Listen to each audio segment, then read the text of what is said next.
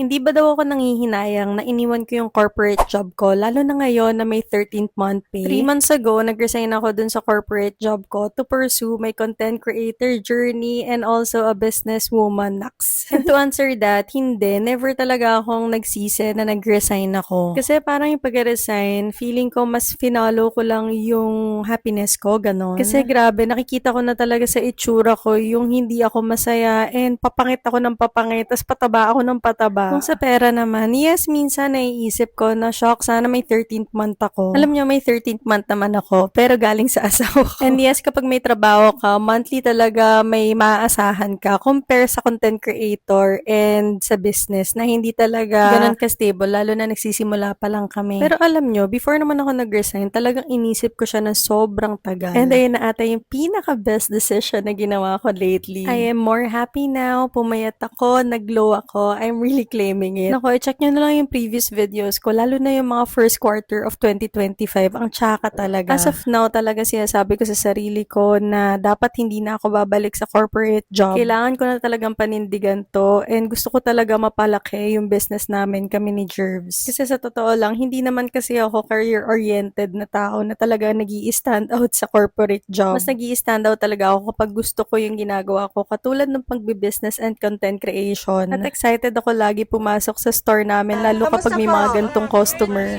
Kailangan talaga namin punta. After mag-walk, After mag-walk, sisig agad. Yan ang goal. Pauwi para malusaw agad. Diba? Ang sarap chumika sa mga customer, lalo na kapag na-appreciate nila yung pagkain na sinaserve mo. Kaya if you're looking for a sign, mag-resign ka na rin. Char. O baka seryosohin nyo. Anyways, we are open from Monday to Sunday, 3 o'clock to 10 p.m. And nag-accept na kami ng holiday orders. PM nyo lang our Facebook page.